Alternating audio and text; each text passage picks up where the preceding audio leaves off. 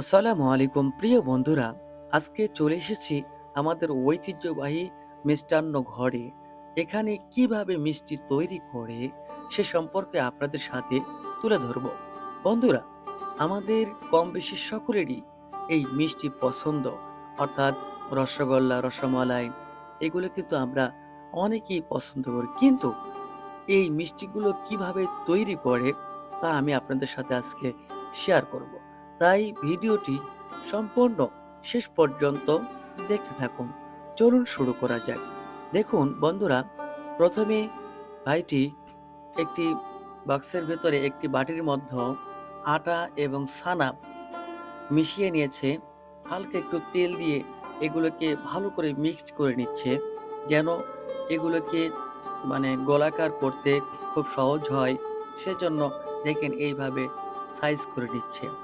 আসলে যারা এই মিষ্টিগুলো তৈরি করে তাদের একটা অভিজ্ঞতা মানে হয়ে গিয়েছে। দেখেন যে কিভাবে মিষ্টিগুলো কাটতেছে, গোল গোল করে নেবে, এই জন্য কাটতেছে একবার সমান হয়ে অ্যাকুরেট ভাবে মানে তৈরি করতেছেন। বন্ধুরা, এই যে এগুলোকে গোলাকার তৈরি করে আবার এগুলোকে হাতের মধ্যে ঘুরে ঘুরে পেঁচাবে, পেঁচিয়ে পেঁচিয়ে সুন্দরভাবে এইভাবে গোল করে নেবে। এদিকে দেখা যাচ্ছে যে এদিকে ওই মিষ্টির শিরাগুলি যেগুলি, এগুলোকে গরম করে ওপরে যে ফেনাগুলি আছে এগুলোকে সেঁকে নিচ্ছে, পরিষ্কার করে নিচ্ছে। যেন এই মিষ্টিগুলি তার ভেতরে কোনো ময়লা না থাকে, এজন্য এগুলিকে তৈরি করে নেওয়া হলো। বন্ধুরা, দেখুন এই যে হাতের মধ্যে কিভাবে সুন্দর করে পিষিয়ে নিচ্ছে, যেন এগুলোকে এইভাবে গোলাকার করা যায়। এবার এগুলোকে কড়াইয়ের মধ্যে ঢালিয়ে দিল। দেওয়ার পরে এখানে প্রায় ২০ থেকে ২৫ মিনিট অথবা আধা ঘন্টার মতন প্রায় জাল দিয়ে দেয়। এখানে দেখুন ছানাগুলো চিপিয়ে এক গ্লাসের মধ্যে তোলা হচ্ছে। আমি জিজ্ঞাসা করলাম যে, "এগুলো কি করবেন?"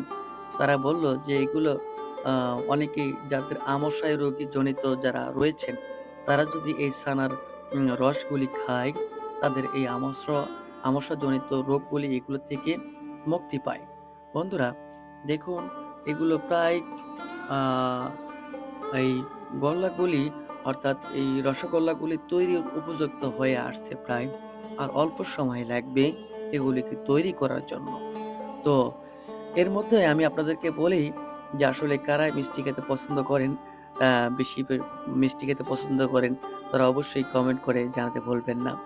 দেখুন, প্রায় শেষ মুহূর্তে এসে তারা কিছু সামান্য পরিমাণ চিনি আ তারা দিয়ে দিল কড়াইয়ের ভিতরে। তো মাশাআল্লাহ, দেখতে, দেখতে প্রায় আমাদের এই ভিডিওর শেষ মুহূর্তে চলে এসেছি। এখন তারা এই আ গোল্লাগুলি, অর্থাৎ রসগোল্লাগুলি তারা এখন আ খাওয়ার উপযোগী হবে। শেষ সময় তারা এগুলোকে নামিয়ে নিচ্ছে। বন্ধুরা, আজকের এই ভিডিওটি আপনাদের কেমন লেগেছে তা অবশ্যই কমেন্ট করে আপনার মতামত জানাতে ভুলবেন না। যারা এখনো আমাদের এই চ্যানেলটি সাবস্ক্রাইব করেননি, নিয়মিত ভিডিও পেতে, নিত্য নতুন ভিডিও পেতে অবশ্যই আমাদের চ্যানেলটি সাবস্ক্রাইব করুন। ভালো থাকুন, সুস্থ থাকুন। দেখা হবে অন্য একটি ভিডিও নিয়ে।